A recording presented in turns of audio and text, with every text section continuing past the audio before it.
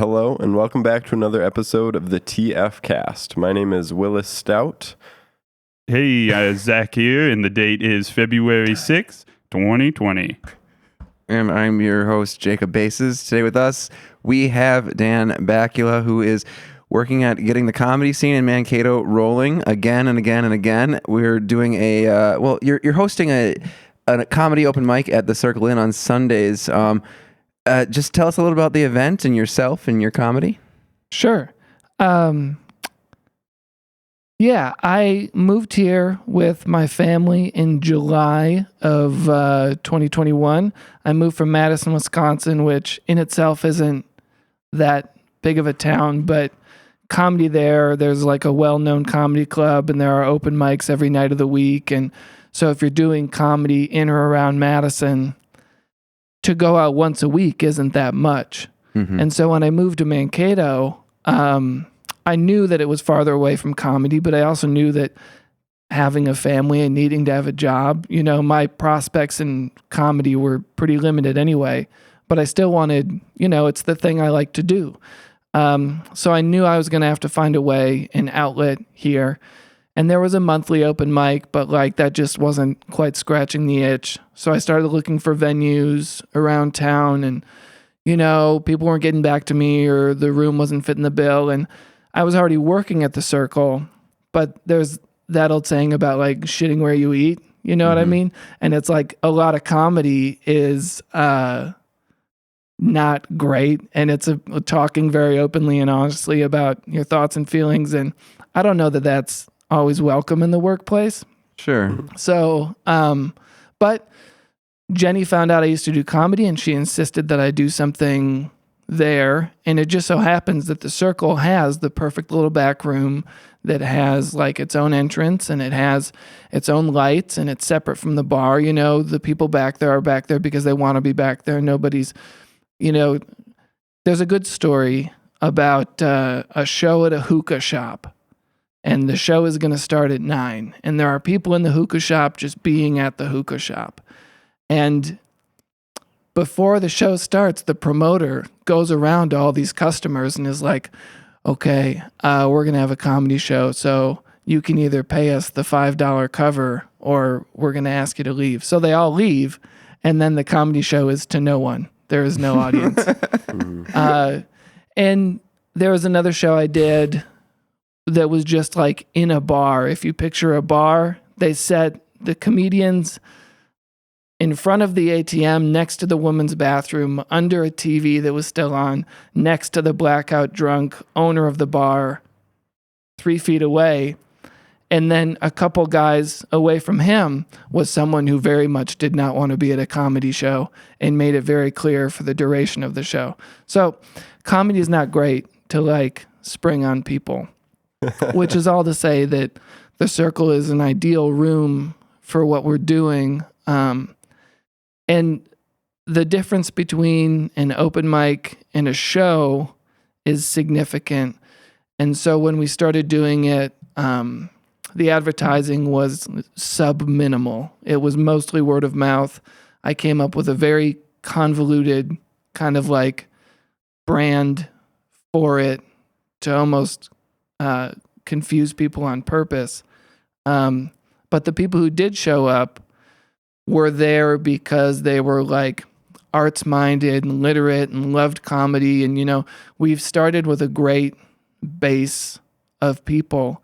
And I probably wouldn't have got it going as soon as I did, except Ann Rosenquist mentioned to me that Michelle Roach of... what's her band?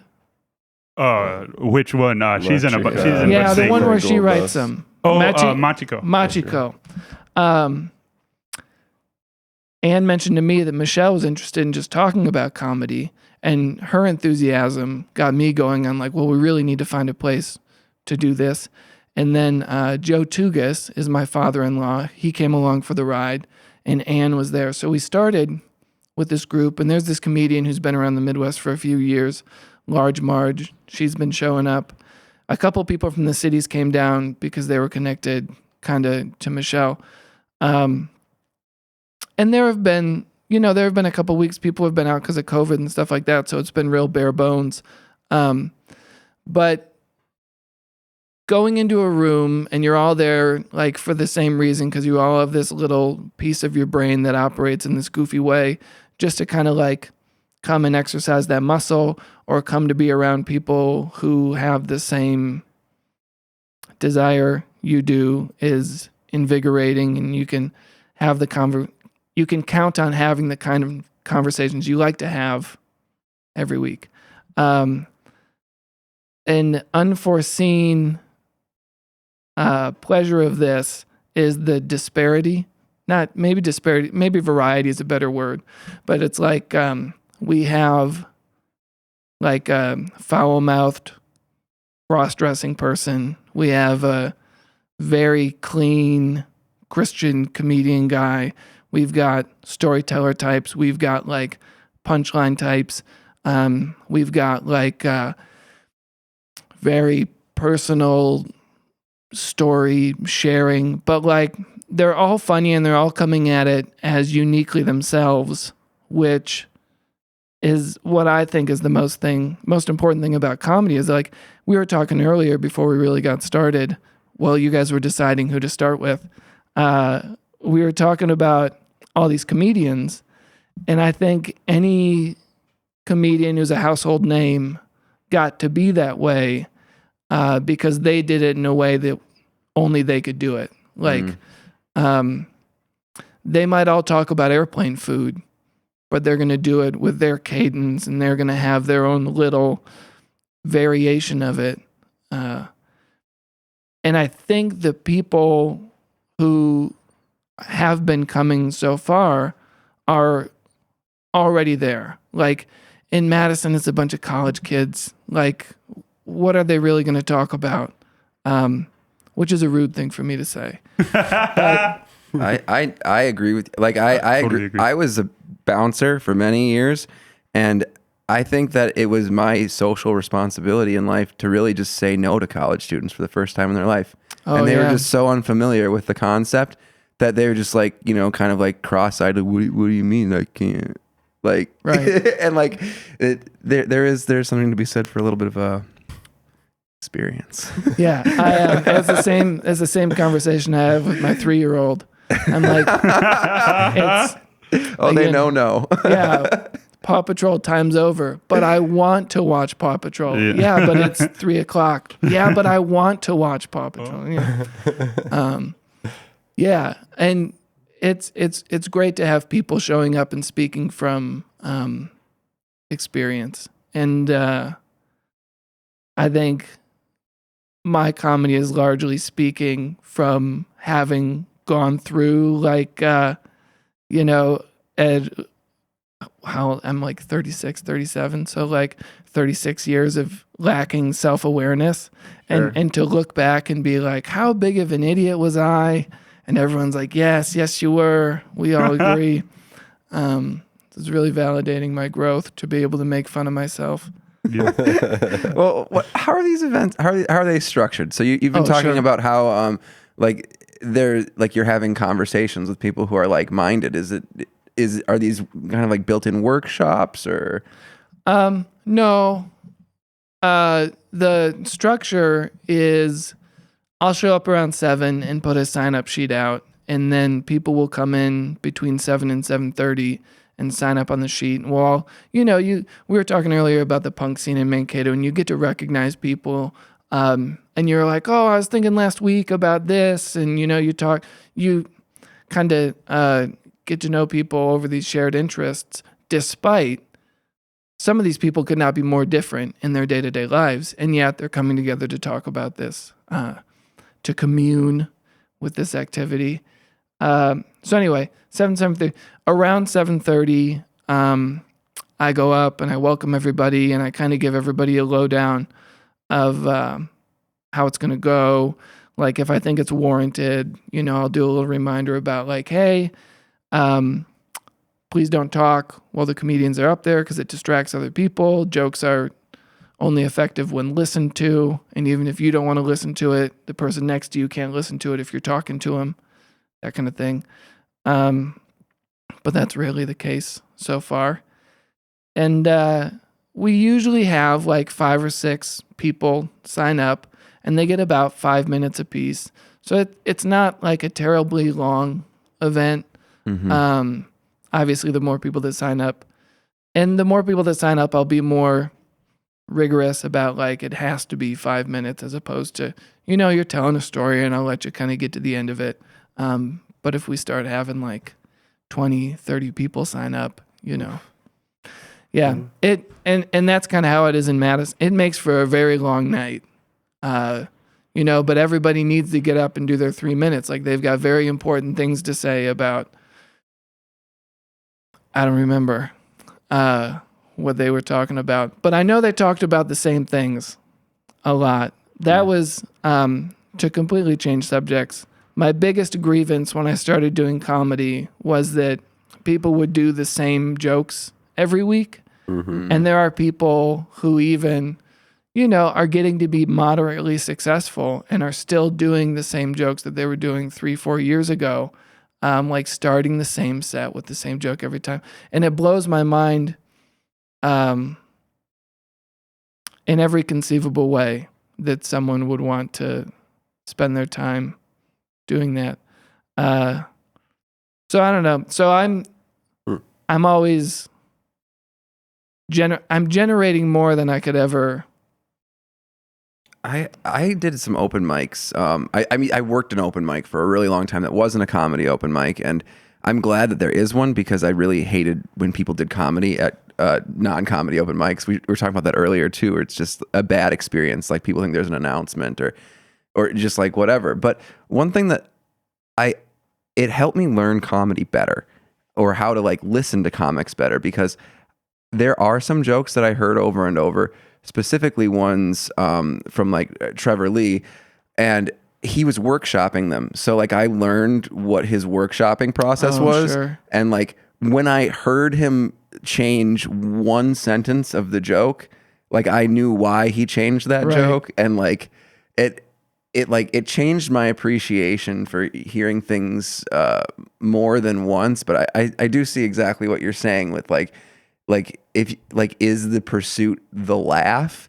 Like, is it getting a good result, or is it like producing a good result? There's something about comedy about repetitions. You know what I mean?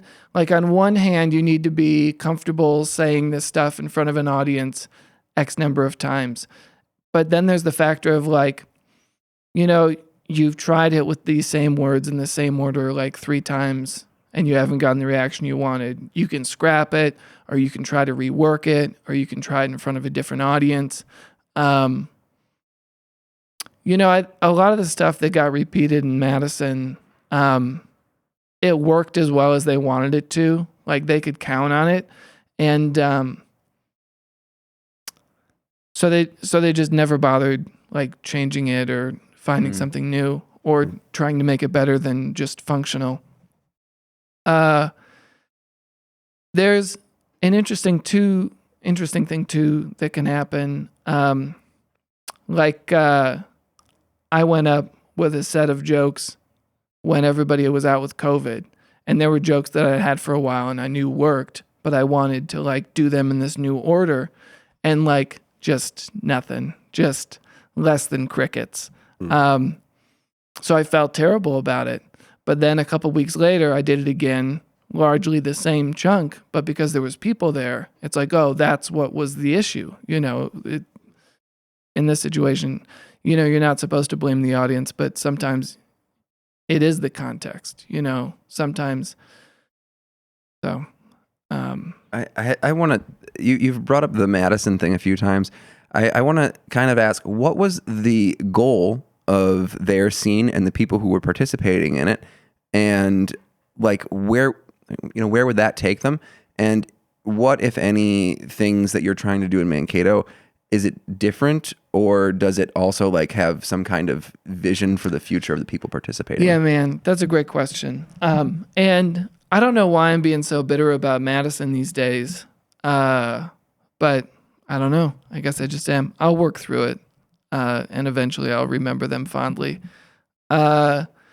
in Madison, there's Comedy Club on State, which is like a nationally renowned touring comedians will sing its praises. You know, the people who own it put a lot of money into it. Like the green room is better than any hotel room I've ever been in. Like it's just one of the best. So any comic that comes up in Madison is so spoiled because there's no, like, Acme, as nationally renowned as it is, still aesthetically just nothing compared to Comedy on State. And I don't mean that is any kind of insult or anything. It's just how they operate. So in Madison, because they have this incredible comedy club, everybody who's able to, they wrap their lives around being able to perform at the comedy club. And the club has its own open mic, and it's Wednesday nights, and 60 to 80 people sign up, but only like 20 get to go on, 20, 30 get to go on. So it's highly competitive, and it's really more of a showcase than it is an open mic. Just because you sign up doesn't mean you get to go on.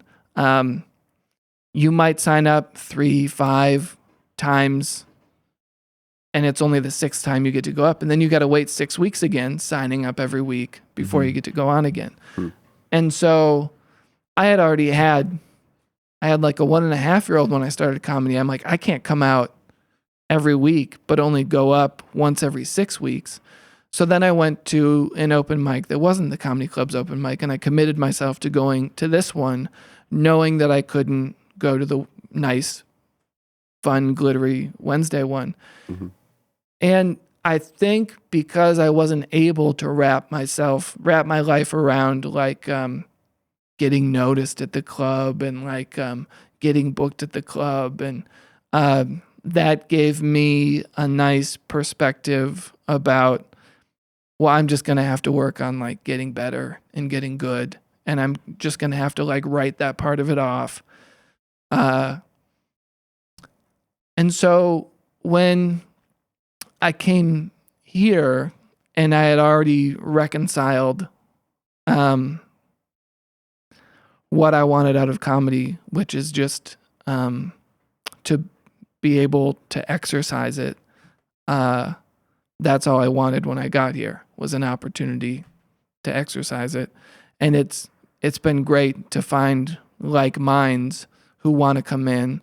And, you know, a couple people who have just shown up to watch have ended up doing sets and have done really well. And that's really wonderful to see.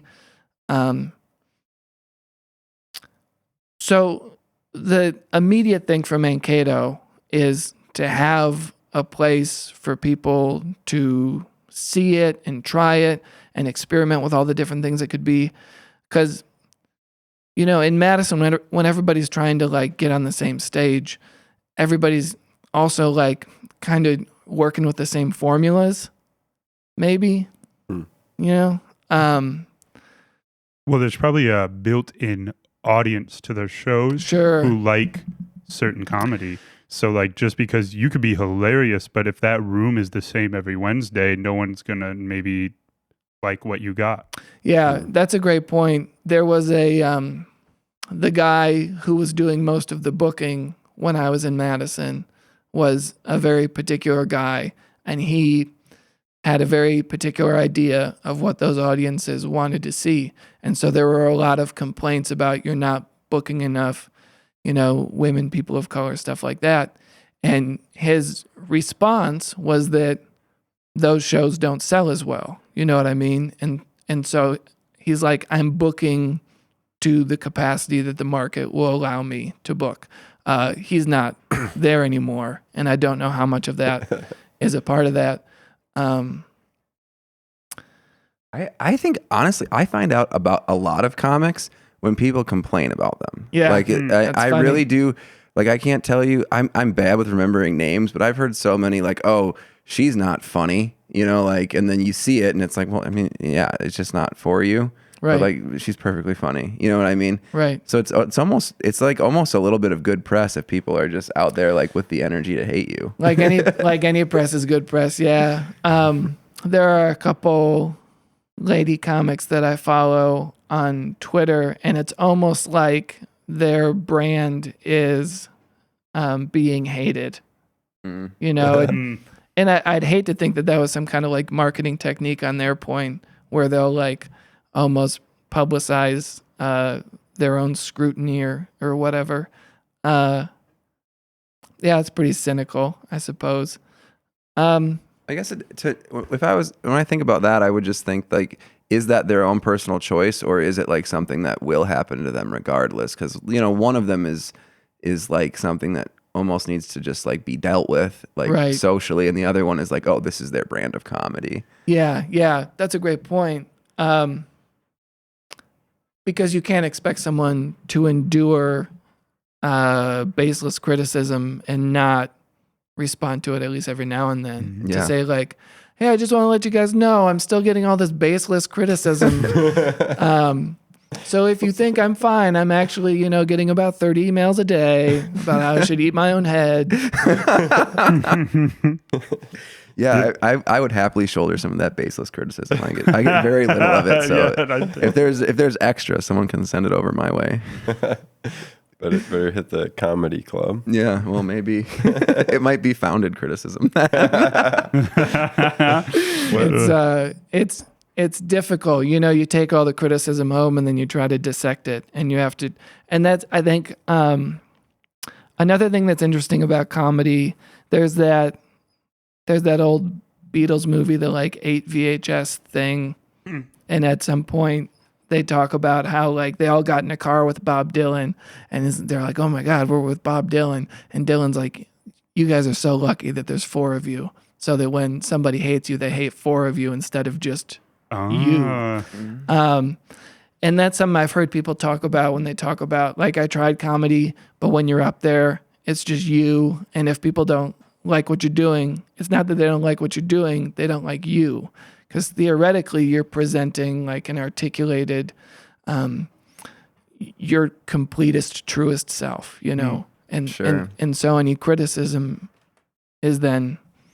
Is there like a code among comics of like what is like good form for bombing?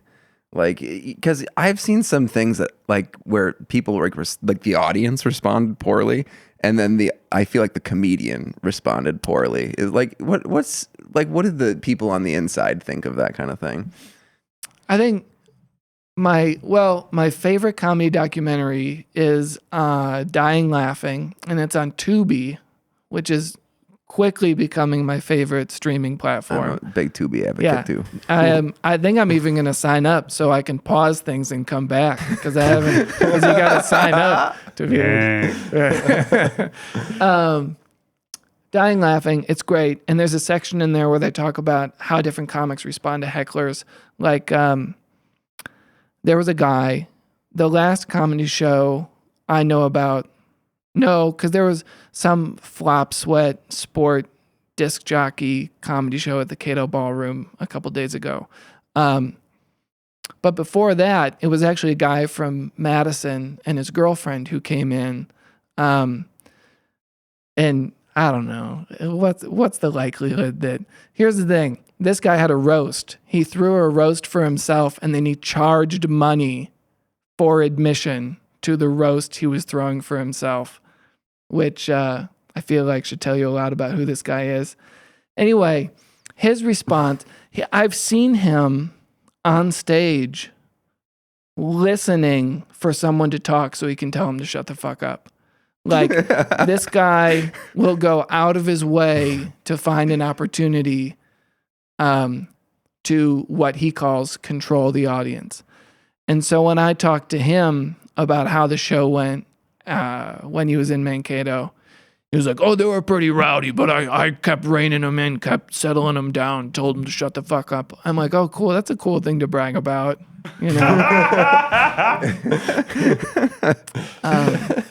I have a slightly related question too about like, do you feel like in those scenes, this is actually stemming from Drag Me With a Spoon, shout out to them. They said the best person to get advice from was the bitchiest queen in the room. And just to say that like, she's going to tell you if your stuff sucked. And so I guess what I'm asking is there is there a good place for constructive criticism in those rooms, or is it like kind of hard to suss out like what's actually like someone trying to help you out and what's someone just like shitting on your comedy basically, or trying to change your comedy into their comedy? I think, yeah, that's a great question, because I think that's the best part of having a comedy community, of having a scene of comics, is even if you're coming from very different places, like a clean comic versus like a, I met a guy who said he did like a dirty puppet show, and that's a comedy show that he's been a part of. Like, but those two people could still have the same conversation about like, how do I keep an audience? Do you think this joke works for me? How could I have this joke work better for me? And the clean comic could even be like, well, you should swear more in that joke because that's your thing. Like, I think comics count on other comics to tell them what is and isn't working for them. I think that's almost part of what roasts are. Like, someone will get roasted and someone will be like, you're so dirty and ugly. And then the next time that comic goes on stage, they'll be like, I'm so dirty and ugly that blah, blah, blah, blah, blah. And, they'll own it and they'll recognize that about themselves. I did an open mic in the cities once a long time ago. And, oh man, I was getting frustrated and whatever. And I was being a dick. And I was clapping sarcastically. And this guy who's not around much anymore, he was like, my God, even your clapping is condescending. And I wasn't insulted. I'm like, oh God, I'm glad to know that about myself. Like, now I can lean into it. I'm going to tuck my shirt in, and you think you've seen condescending. I don't like feedback from the audience. Like Seinfeld talks about it, where he's like, what's the point of newspaper reviews of a comedy show? It's like, you're going to pick apart whether you think this joke about sushi is true. They laughed at it, so I don't know what else I was supposed to get from a joke, So that, I mean, I don't know. I think feedback from other comics is always going to be more valuable, necessarily than, as far as like getting better. Like, the audience will tell you right away whether or not it's working. Yeah. And that's a word I think that I come back to a lot when I talk about comedy, is like whether or not it's working. Like, it's not good or bad. It's not right or wrong. It's not funny, unfunny. It's like, is it doing what you want it to do? 'Cause Chris Rock will talk about how he purposefully does like a roller coaster of like, they're laughing and then they're shocked and then they're like kind of confused, and then he'll like bring a laugh back. And he likes to work with a wider dynamic than just joke. And I think everybody does to some extent. People talk about, who was I listening to, where they talked about toward the end of the set, he had like a long, dense story. It's not Birbiglia, is it? Roy Wood Jr. Oh, okay. Roy Wood Jr.'s newest special. Like, I didn't get the first couple, like it didn't really click. But then this most recent one was incredible. But he talked, and then he did an interview with Jesse David Michael, I think, a writer for Vulture. And they talked about how I had to, first I moved this chunk up so that there was time at the end for a few hard jokes, so I didn't leave them on this bummer note. But I also had to like trim all of the fat out of the jokes leading up to this bummer section so I could get them high enough so that they didn't fall all the way down. So that kind of like dense analysis of like, I think of comedy as like literature. Sometimes you can talk about it the same way. Yeah, but it's just like a special kind of analysis. But it's not necessarily something that it ultimately it comes back to you. someone can suggest something to you. I've got this friend, Charlie Kogis, who's super funny, and I think his 2 funniest jokes are jokes that he doesn't give a shit about. Like, I couldn't pay him to care about these jokes that I think are hilarious. I'm like, you got to do the Lagoon bit again. It's like, I'm like, how about Muffin Cart? Please tell the Muffin Cart joke. He's like, I didn't really. And, so if he's not feeling it, he's not going to be able to perform it. For sure. Okay, I have another question about kind of the nature of the event and the nature of the people going to it.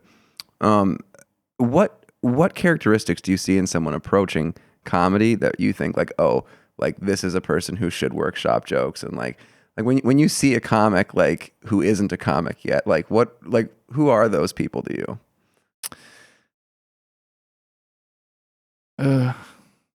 There were a couple comics in Madison who are like, when they got a girlfriend, they stopped doing comedy, and it's like, perfect. That's great. That was the solution we all needed to this problem. But then there are a couple people who got girlfriends and didn't stop doing it. It's like, oh my God, what? There are people who get up and they don't necessarily do the same stuff every time, but they also seem to have they just don't get better. It's like they walk off stage and it was fine for them, but for the rest of us, it was like, just nothing, So for those people, like, I don't know why they're doing it. I don't know what they're getting out of it. They seem to be committed to doing it, and whatever their aspirations are, it's very difficult to talk to those people about how to get from where they are to where they want to be, because they don't seem to have an awareness of where they are and what they're doing. I think that comedy, it's like everybody has the ability, you know what I mean? But it takes that level of awareness of like, what's the most effective way for me to tell this story? Because we all sit around and talk to our friends, and we're comfortable with our friends, and we can be funny with our friends because, they know what to expect of us. We know what to expect of them. So everybody's capable of being funny. It's like whether you want to, and then if you want to, you have to figure out, okay, how much am I willing to commit and engage with this? Am I going to be a weekend warrior? Am I going to do it once a month? Am I going to, every 3 months, I'll come up with something to say? How much am I willing to sacrifice? And some people, there's this thing that they never resolve about what they're willing to put in for what they want to get out. Like, I'd love to be discovered, but I don't really like writing, and then they just wonder why they don't they're just always living in this frustrated state. I'm not getting what I want out of it. Well, you're not putting in what would be necessary to get anything out of it. No. There's a lot of people who feel that way without even picking like a discipline. They're just like, I should just be famous. I need to be discovered, and it'll be for one of the talents. Nobody fell harder for the myth of Kurt Cobain being accidentally famous than I did. Like nobody just sat in front of their window watching cars go by being like, well, I guess he's not the one who's going to give me the bag of money for just being me. Yeah.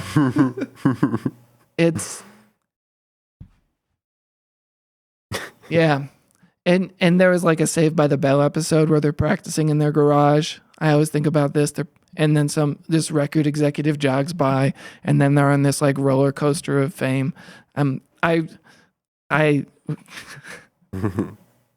were the 90s. It could have happened. Yeah. Like, that happened. Like you could be louder than the headphones of the Discman. It's just, it's possible. There was just so many more talented people back then.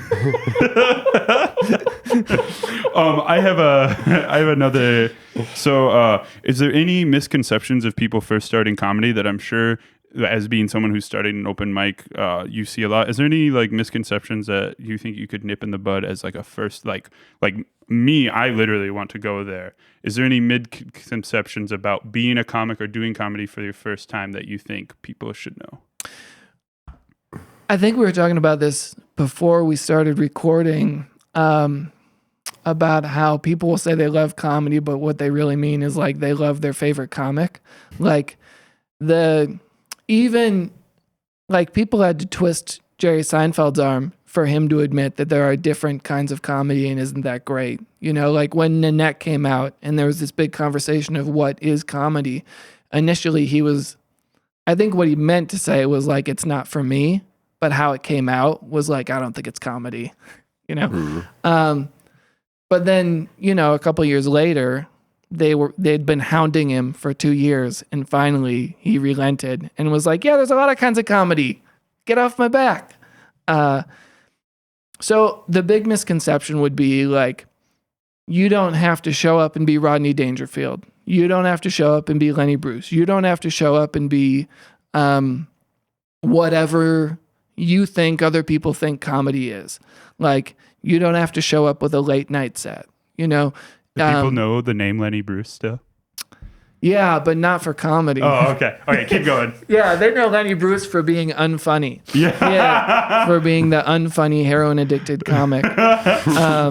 Even the other night, I was talking to a guy who was talking about how he would listen to Lenny Bruce and he wouldn't get it.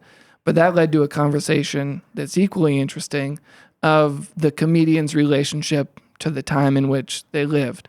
Like trying to watch Keystone Cops or the Three Stooges now. It's like people were laughing at this, you know, or like how Buster Keaton was so funny. You can look at it and be like, wow, that's cool. That's unlike anything I've seen before. And then you wonder, like, would they laugh at what comics today are doing? That's an untrue thing that people say all the time about, like, people are like, well, like they couldn't. Oh shit, they couldn't make. What's the movie? Everyone says they couldn't. Oh, make Blazing Saddles. Yeah, it's like they could make that. People just wouldn't think it's that funny anymore. It like lives in its time. Yeah, you know? yeah. Like it would be particularly unfunny to just make that. Lives in its time is a great way to put it. Well, yeah, you were saying you don't have to be the next Lenny Bruce or next. Yeah. One of my favorite comedians, Stuart Huff, which is the kind of comedy that I love the most. It's like idea driven and like armchair academic and like armchair philosopher. And I really love comedy that's like about ideas and about meaningful things. I think Michelle Wolf is like the best commercial comic who is also talking about things. Like her ability to be very, very funny, but also very, very meaningful is incredible. But anyway, this guy, Stuart Huff, we were talking about Lenny Bruce, and he said he listened to all the available Lenny Bruce material, and while he was listening to it, he wrote down all the names of the people that Lenny Bruce mentioned, and then he researched all the people that Lenny Bruce mentioned so that he was familiar with those people. And then he listened to those sets again, and he was like, yeah, when you know who the people are, it's hilarious. But he makes a lot of references to people that we just don't know anymore, you know? I'm reading this book now, The Last Laugh, which was like a big success in the time because this guy he did like an undercover journalism, like he was Vice of the 70s. And he went in and he lived amongst the comics and he learned their language. And he was talking about how the comics were so much funnier off stage. Like their rhythm and how they talk to each other was just another level. And then they'd go on stage and they'd do, you know, the jokes you would expect a late 60s, early 70s suit and tie comedian to do. And I think it's an interesting thing about the world of comedy, how it's insular. And we talked a little bit before about how comedians talk to each other. And I completely remember the question you asked when I started on this. Oh, no problem. I was going to actually say, Bobby Lee talks about how he calls it building fun cakes, the way comedians will talk to each other and like just like build up a comedy subject until like, okay, now we can't even think of anything funny for that. And he says I can't remember who it was. I think it was when DeLeo was on his podcast. He was like, you never build fun cakes with us, man. How come you're always back there never building fun cakes? And he says it's because of like the way he does comedy. He like if he like does that and he goes out there, he'll like have wasted a bunch of material or things he wants to talk about. So it does seem like there's a lot to the culture of like comedians off stage cracking those jokes, building fun cakes. Yeah, for sure. I think like a personality flaw in a lot of comics is they're really into like one-upsmanship and like getting the last laugh and being the funniest person in the room. And so when I got into comedy, all I would talk about was comedy. And my wife at one point sat me down and was like, I can't hear about it anymore because it's not a conversation. It's just you yammering endlessly. But it, like there's something to like, a couple people who have done the open mic have gone on to say that like comedy has already ruined their life because all they think about is like what they're going to do next week, and everything they experience, it kind of like, it tickles that part of their brain like, okay, but what if this was a joke? How would I make this into a joke? And it's like a neurotic way to live. And, comedians already have a reputation for being, have neurotic tendencies. Does your wife think you're funny? So, no. I mean, like, if we're just playing percentages of how often she thinks I'm funny, then no. Like, I did a joke once that she really likes, and whenever it comes up, she's like, who wrote that? What is it? Oh, if our family was Egyptian royalty, our name would be Toots Not Uncommon. She's like, who wrote that? Who's the one? But no, because like I said, like I want to talk about ideas, and a lot of times when you talk about ideas, you're not talking about relatable stuff. You're not talking about. So like whenever I run a joke by her, she's like, you have to give an example. You have to give a real world. You can't just say crazy thing about insecurities. You got to be like, you ever walk into a room and it's not cold, but you're still shivering? Like you have to give it you got to bring them in. And I've got a joke somewhere about like, I ran a joke by her and she said, you could start it a little later and end it sooner. And maybe in the middle, tell a joke. Your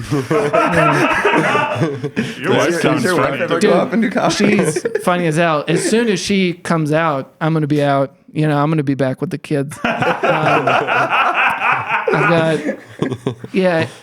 It is like, I did get to host at Comedy Club on State a few times. And so she came up to meet the comics a couple times. And this guy, Dan Cummins, who's got like a podcast empire, he does Time Suck. He's got a bunch of specials. He's doing like a cruise for one of his podcasts. Like he's doing okay. And so she came up to meet him. And within like 30 seconds, he's like, oh, are you a comic too? And that's still like the biggest compliment she's ever got. But she is very much like not a people pleaser, but she's so good reacting, and she's positive, and she's fun to be around, very much unlike me. But yeah, no, she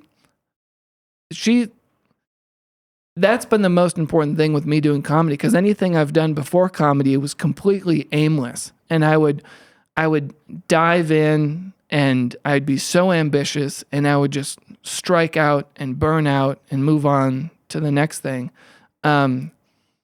So that when I started comedy, we had a house and a kid, and I had to keep my job and all that stuff. So I had to be very economical. And so like all of my creative energy went into this one thing, and there were parameters. I was going to do it once a week, and I was going to try to write X number of minutes each week. And I would have just dove in and burned out with comedy too, had it not been for my life being streamlined and having constraints and compromises and stuff like that. So I don't know. That's been the most valuable thing. And also I wouldn't have the life experiences too. We were talking about that earlier. Kids never done nothing in their lives. And so what are they going to talk about? And now I got stuff to talk about. Like how unfunny my wife thinks I am. I went to college for writing for like a really long time. And so I learned a lot of theory up front. I read a lot of books, read a lot of stories, talked about that kind of stuff. But then I got out of college and I'm like, well, what am I?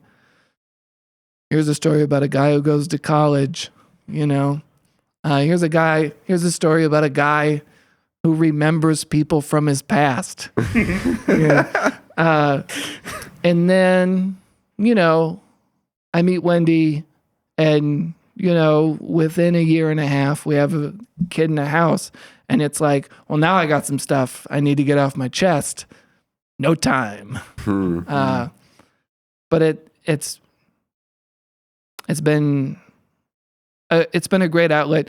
Writing comedy has taught me more about writing than any of the 7 years I was in school, because it has to be, because you're getting immediate feedback. It has to be so almost like weaponized, like what you say, how you say it, the order you say it in. And then on top of that, you could, like I had with I had this great set of U2 jokes, and then nobody showed up. And it was like, okay, well, I was ready, but they weren't. And then, you try it again and it works. So there are things you can control, things you can't control. But writing comedy and performing it has been much more informative arts-wise than anything else I've done.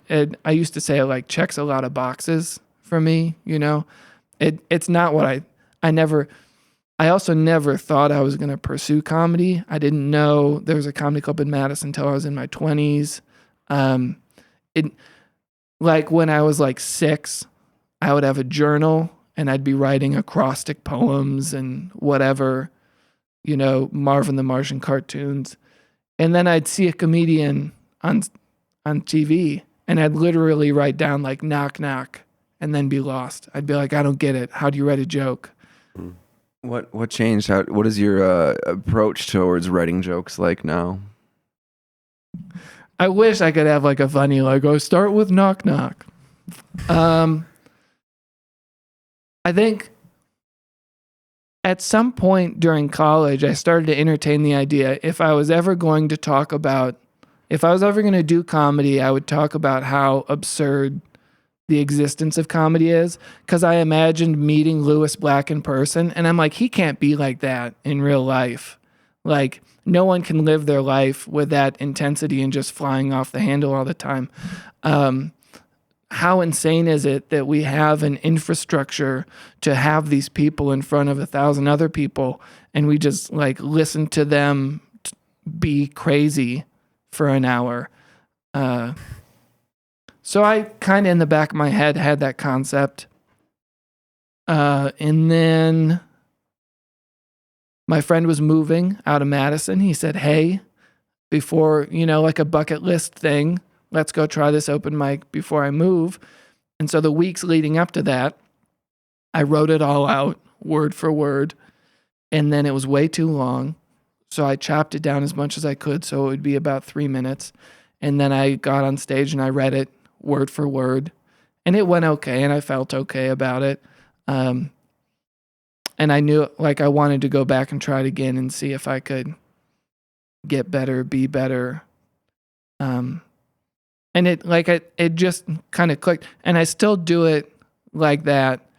My most successful sets are when I write it out word for word, and then I just walk around yelling it at myself as much as I can. I live too close to work right now to get like a full set in on my walk from work to home. So the front half of my set will be very well memorized, but then the second half will be pretty shady, pretty flaky. The trick is to not have a car. There you go. That's a big part. But I do the like morning chores at the circle. So like mopping and sweeping and counting the money and stuff like that. Mm-hmm. So recently, as I'm sweeping, I'm over enunciating, yelling my set to myself. The circle opens in the morning? No. I get there in the morning because that's when the kids are at school. So I'll do the sweeping and the mopping. They don't open till 3. So it's sure. I go in, do all that stuff, and then they come in later. Cool. Jenny's been very supportive. She insisted that we do it at the circle. I can't thank Jenny enough. And then Michelle and Ann and Joe and Rhonda and Shelly Pierce from Shuffle Function is a regular attendee lately. She's been enjoying it quite a bit. So it's great to have that support. How can the larger Mankato community support the comedy scene here and see it into its next evolution? Take a self-inventory, and if you're a dick, don't show up. I think that's the most important. Just know that this might not be for you. It's very strange to advertise a comedy open mic because it's such a strange thing. The best analogy I've come up with is like bowling alleys don't advertise, come watch our bowling leagues play. But comedy open mics are like people coming and like, practicing bowling. They're getting their technique down and they're figuring it out. But if if you're arts minded, literacy minded, if you like jokes and stories and you're open to hearing people doing comedy a different way. Like we had a lady show up and I don't know who she was expecting, but none of us were it.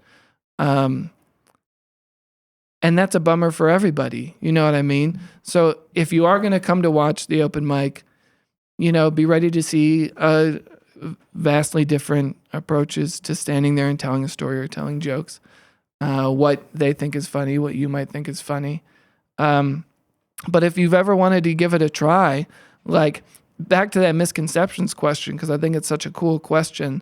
Don't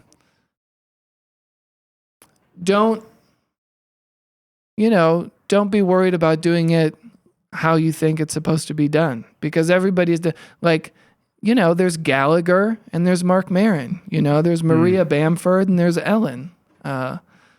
Almost the opposite, to like show up wanting to do it different. You don't have to be the comedian everyone expects to see. Yeah. I mean, the value of comedy is that these are people who are doing something in a way that only they can do. So it's like the most important thing to bring to the table is, who you are, like how you think about things, what you've been through.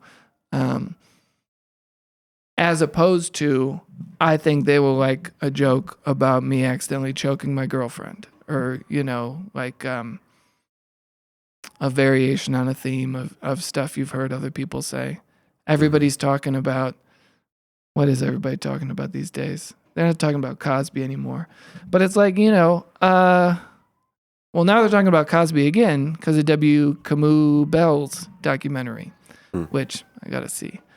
But, the people who go out and do open mics every night tend to like look at what's trending on Facebook and write jokes about that. Like that's one style of comedy. And if you want to be a topical comedian, that's fine. But you're going to have a lot less competition and you're going to have to worry a lot less about stealing someone else's stuff. If, it's like that old writing advice, like write what you know, but it's not like, if you're a bartender, you can only write about being a bartender. I think that advice is largely misunderstood. But talk about something that means something to you, and I don't know. It's cool. Well, we're excited to see a comedy scene being supported here, and I think a big part of the success of things like that is someone taking the initiative to put it together, coordinate it, and then,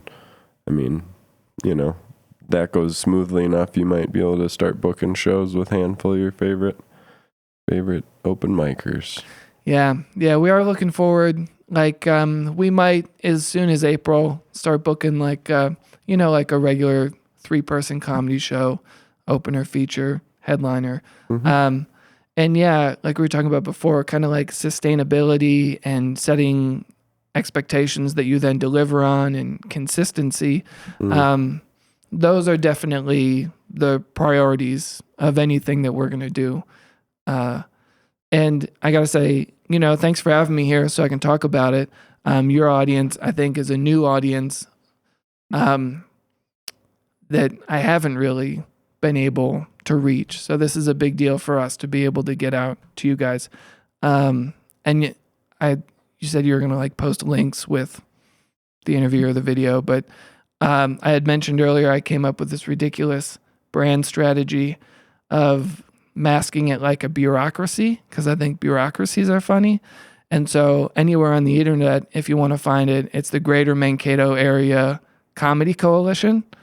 And I just, that was a joke. I'm working with a graphic designer, and she was like, "What do you want it to look like?" I'm like, "An insurance company." I thought it looked like a middle school parents group or something. Oh yeah, yeah, exactly. I want it to look like someone who doesn't. It's another thing that I like about comedy is you've got to work with what you have. You know what I mean? And I don't have Photoshop, so it's like, what kind of graphics can I make? How can I work with this very limited skill set and tool set? And that's what I came up with. And because when you're talking about setting expectations, it's because we're people, it's going to fail. Like, there are going to be exceptional circumstances. And so I like the idea of having that built in. So like going for this ultra professional look, and then people show up and it's just, there's pool cues over there and there's folding chairs, but if you set it up as like, oh, this is someone who doesn't really know what they're doing. Like, that's the perfect expectation to set. Yeah, you should be in charge for sure.